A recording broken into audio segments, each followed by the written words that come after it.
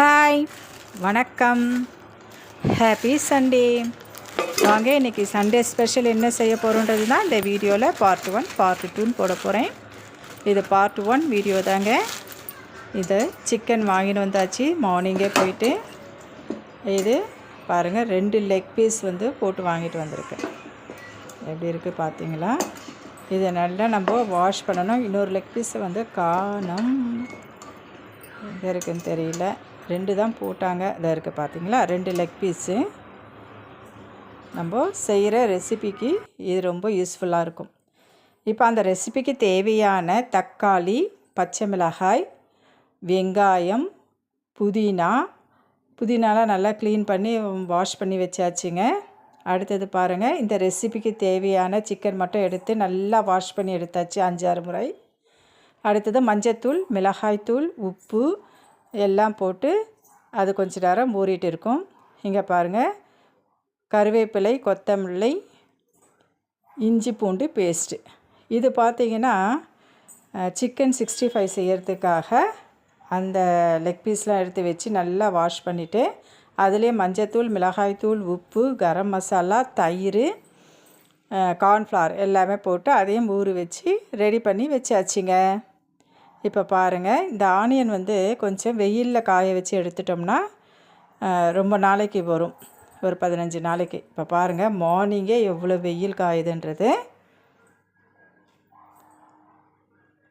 இந்த ஆனியன் கொஞ்ச நேரம் வெயிலில் இருக்கட்டும். அடுத்தது நான் அந்த ரெசிபிக்கு தேவையான எல்லாமே ஆனியன் கட் பண்ணி வச்சாச்சு, புதினாலாம் க்ளீன் பண்ணி வச்சாச்சு.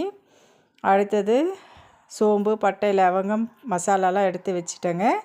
தக்காளியும் நீட்டாக பொடியாக கட் பண்ணி வச்சாச்சு. பச்சை மிளகாயும் 2ஆக கட் பண்ணி வச்சுட்டேன். இப்போ நம்ம செய்கிற அந்த ரெசிபிக்கு தேவையான அரிசி, பாஸ்மதி ரைஸும் சாப்பாடு அரிசியும் நல்லா வாஷ் பண்ணி ஊற வச்சுட்டேங்க. இந்த தண்ணி எதுக்குன்னு பார்த்தீங்கன்னா, நம்ம செய்யும் போது அந்த அடிக்கடிக்கு கை வாஷ் பண்ணுவோம் இல்லையா, அதுக்காகத்தான். இப்போ பாருங்கள், நம்ம அந்த ரெசிப்பியை செய்யறதுக்கு தேவையான அந்த டபராவையும் நம்ம வச்சாச்சு. அதில் எண்ணெய் நல்லா காஞ்சிட்டு இருக்குங்க. இது பார்ட் 1 வீடியோ தான். இது லாங்காக போகிறதுனால 2ஆக பிரித்து போட்டிருக்கேன், சரிங்களா? பார்ட் 2 வீடியோ நெக்ஸ்ட்டு போடுவோம். இப்போ இதில் சோம்பு, பட்டை, லவங்கம், இலை எல்லாமே நம்மக்கிட்ட என்ன கரம் மசாலா எது இருக்கோ அதை போட்டு நம்ம தாளிச்சிக்கலாம். இப்போ நம்ம கீறி வச்சுருக்கிற அந்த பச்சை மிளகாயும் அது கூட சேர்த்து கொஞ்ச நேரம் வதக்கிட்டு, இப்போது அதில் கொஞ்சமாக கருவேப்பிலை, புதினா எல்லாமே சேர்த்துடலாங்க. சேர்த்துட்டு நம்ம நீட்டாக கட் பண்ணி வச்சுருக்கோம் இல்லையா அந்த ஆனியனும் அது கூட நம்ம சேர்த்துக்கலாம். பாருங்கள், நல்லா வதங்கட்டும். இது வதங்கிட்டே இருக்கட்டும். இப்போ நீட்டாக கட் பண்ணியிருக்கிற அந்த ஆனியனும் அது கூட சேர்த்தாச்சு. இங்கே தயிர் பச்சடி ஆனியன், கேரட்டு, கருவேப்பிலை, கொத்தமல்லிலாம் போட்டு அந்த தயிர் பச்சடியும் ரெடி பண்ணி வச்சுட்டேன். ஒரு முட்டையும் அவிச்சு வச்சுட்டேன். இந்த ஆனியன் பாருங்கள் நல்லா வதங்கிடுச்சு. எனக்கு அவிச்ச முட்டை தாங்க பிடிக்கும், அதனால் எனக்கு மட்டும் நான் அவிச்ச முட்டை, அவங்களுக்குலாம் ஆம்லேட் போட்டுக்குவாங்க, சரிங்களா? இப்போ ஆனியன் நல்லா வதங்கிடுச்சு. அதுக்கப்புறம் நம்ம என்ன சேர்க்க போகிறோன்னா, இந்த நீட்டாக கட் பண்ணி வச்சுருக்கிற தக்காளி. இது பார்த்திங்கன்னா கஸ்தூரி மெஹந்தி தாங்க. இதை வாங்கி வச்சு நான் அப்படியே மறந்துட்டேன். இது பிரியாணியில் இறக்கும் பொழுது கொஞ்சம் சேர்த்தோம்னா டேஸ்ட்டு நல்லா வருங்க, கஸ்தூரி மெஹந்தி. அதனால் இப்போ நான் எடுத்து வச்சுருக்கேன். இப்போது தக்காளியை சேர்த்துக்கலாம்.